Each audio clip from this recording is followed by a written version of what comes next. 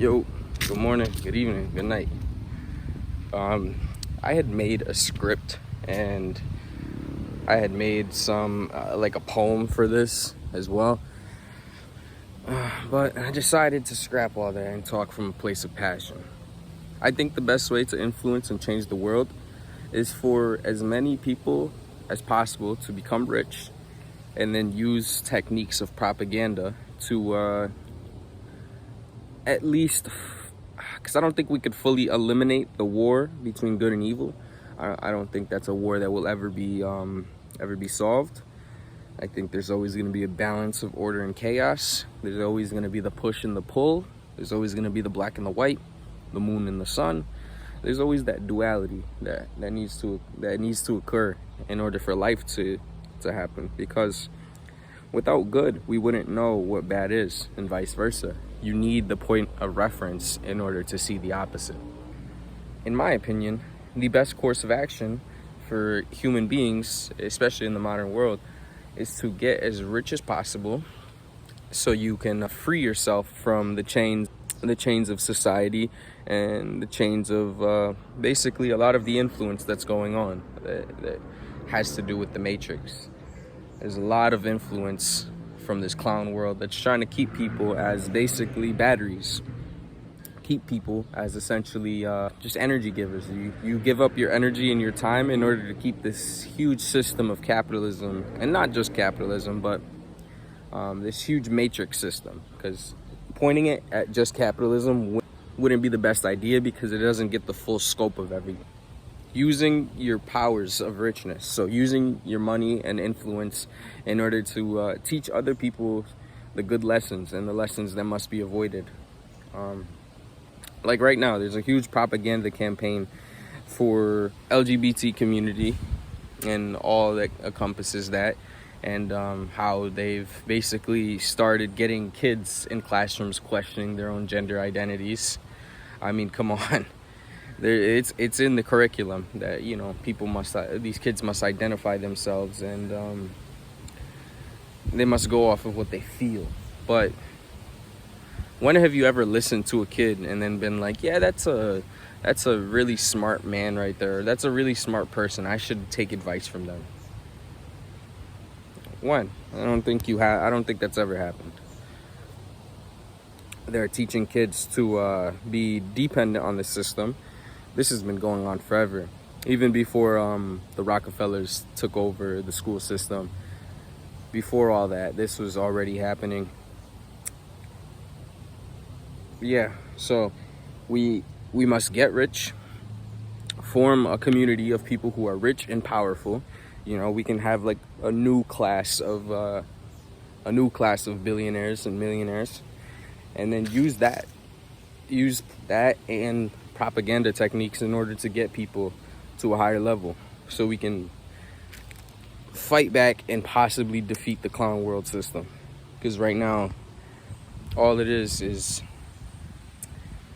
you go to work, you give up your energy and time for 40 years, and then you retire. And when you retire, you die within like a year because your body is so decrepit from all that work and all that stress.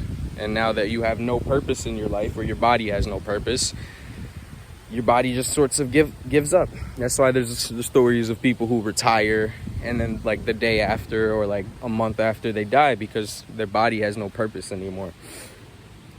So what we must do is get rich, get out of that system, and then we can focus on stuff that money doesn't solve.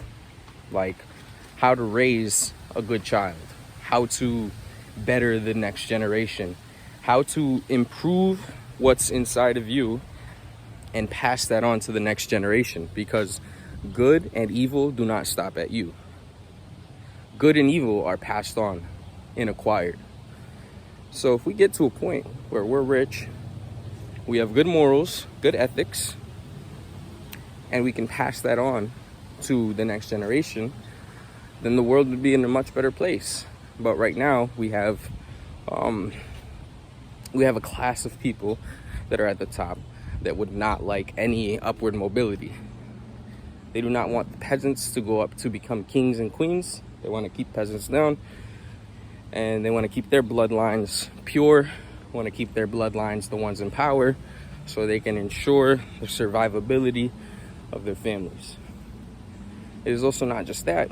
Some of these people don't have empathy. That's a different story. But yeah. Propaganda techniques are powerful. They don't all have to be evil.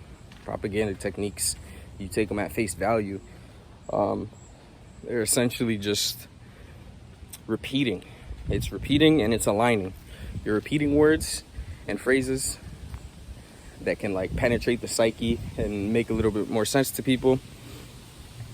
And you repeat that over and over, over and over. And you also associate certain things, certain big word concepts like justice with the message. And you repeat that over and over. Propaganda doesn't have to be bad. It's used for bad, but it doesn't have to be.